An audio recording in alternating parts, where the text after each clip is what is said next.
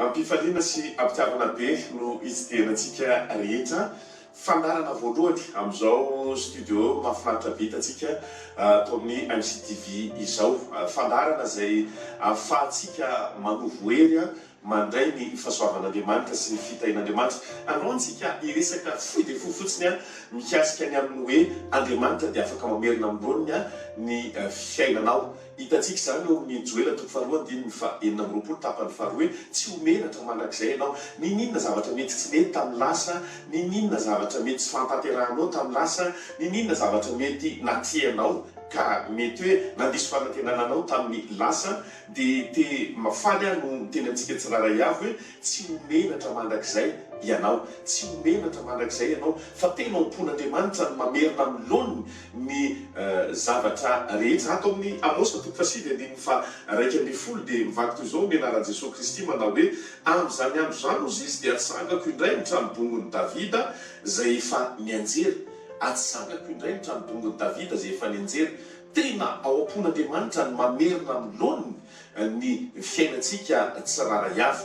Ninona zavatra mety efa rava teo amin'ny fiainanao ny amin'ny hoe mamerina amin'ny lony izay dia tsara lavitra, tsy misy hamantarana azy ny amin'ny zavatra lasa, tsisy trasy hamantarana azy tamin'ny lasa.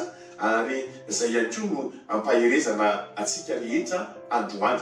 Aza ampisaina ny lasana mahatsiaro ny taloha fa hanao zava-baovao Andriamanitra anangana an'ilay tranobongony Davida, amerina amin'ny lony ny fiainanao, amerina amin'ny lony ny tokantranonao, amerina amin'ny lony ny fiainanao amin'ny toeram-piasana, amerina amin'ny lony ny zavatra mety manavesatra, mety tsy mahatsapa fiadanana intsony ianao, tsy mahatsapa fitsarana intsony fa hivavaka androany ho averin'Andriamanitra amin'ny lony izany. Hivavaka antsika. Raha mankasitraka anao ny anaran'i Jesosy Kristy misaotra betsaka ny amin'ity fotoana androany ity amin'ny mampanopinao dia manonona fa ny fiainana izay rehetra manaraka izao fandarana izao dia ho averinao amin'ny loniny. Ho averinao amin'ny loniny fiadanana, ho averinao amin'ny loniny fitsarana, ho averinao amin'ny loniny fifaliana, ary ho averinao amin'ny loniny fahasalamana, ho averinao amin'ny loniny tokantrano izay mety ao anatina korotana amin'izao fotoana izao. Ho averinao amin'ny loniny fifandraisan'ny mpivady sy ny fifandraisan'ny zanaka rehetra. Ary mino fa izao vavaka izao dia horaisinao tompo ary amin'ny finoana no nraisinay vanim-bavaka avy aminao dia manonona ny fahasoavana, manonona ny fitahinao, manonona ny voninahitranao ho amin'ny tokantrano izay mahita n'ity fahitalavitra eto amin'ny MCTV ity dia misaotra betsaka tompo. Amen.